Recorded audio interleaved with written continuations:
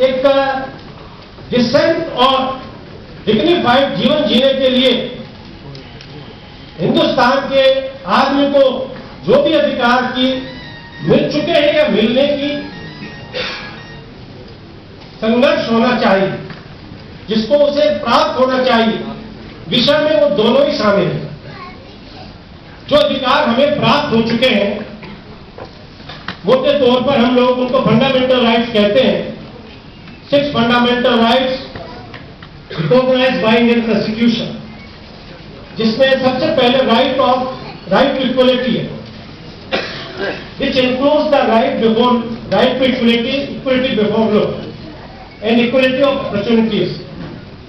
कानून के सामने हर नागरिक बराबर है, ये तो हम सब जानते हैं और पहचानते हैं, लेकिन इक्वलिटी ऑफ अपॉर्चुनिटीज का जो अधिकार संविधान हमें देता है, क्या वो समान अवसर प्राप्त होने की स्थिति आजादी के इन वर्षों में प्राप्त हुई है?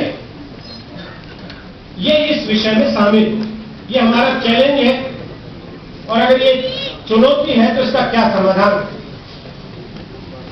राइट टू फ्रीडम सबको मालूम है, अगर आजादी मिली है तो हर हिंदुस्तान आजाद होने के साथ हर हिंदुस्तानी नागरिक आजाद हुआ। उसमें हमको फ्रीडम के साथ साथ लोकतंत्र भी मिला। एक लोकतंत्र के नागरिक के जो अधिकार हैं वो हम सब जानते हैं। लोकतंत्र फ्रीडम ऑफ एक्सप्रेशन पर, फ्रीडम ऑफ असेंबली और फ्रीडम ऑफ एसोसिएशन पर आधारित। फ्रीडम ऑफ ओपिनियन से ही लोकतंत्र खड़ा होगा। यदि मुझे एक विचार से दूसरे विचार से को असहमत होने की आजादी नहीं है तो लोकतांत्रिक व्यवस्था खड़ी नहीं हो सकती। ना कोई पार्लियामेंट बन सकती है, ना कोई असेंबली बन सकती है। तो ये वोट देने का अधिकार और अपने मनमर्जी की सरकार चुनने का जो हमारा अधिकार है, वो हमारे संविधान निर्माताओं ने हमें। इन अधिकारों में क्या कटौतियां होंगी, ये हमारे चैलेंज है। वोट का अधिकार तो हमको है, लेकिन वोट पर जो परेशानियां आज आ रही हम लोग अपने व्यवहारिक जीवन से देखते हैं। वोट पर जाति हावी है, वोट पर धन हावी है, तो वोट की स्वतंत्रता कैसे आए?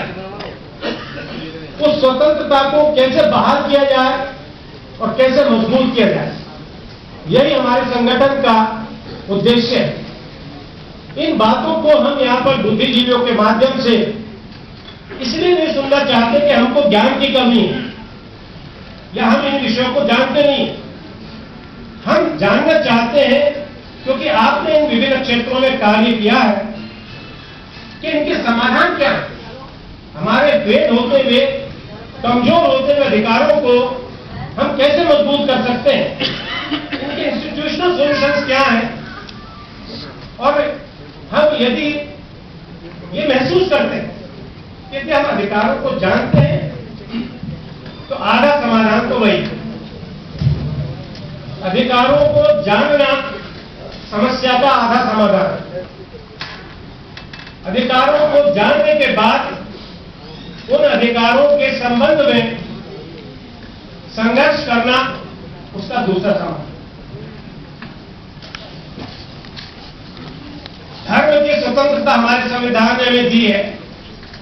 एक्सप्लॉयटेशन, शोषण के विरुद्ध सब प्रकार की स्वतंत्रता हमको दी गई और इन मौलिक अधिकारों को प्राप्त करने का हथियार भी हमको दिया गया है।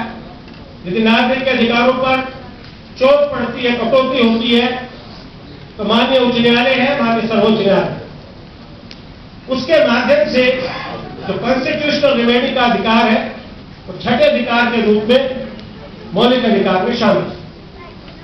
अन्यथा मौलिक अधिकारों में और डायरेक्टिव प्रिंसिपल्स में कोई अंतर नहीं रखता। मौलिक अधिकारों की ताकत यही है कि यदि कोई भी संस्था, कोई भी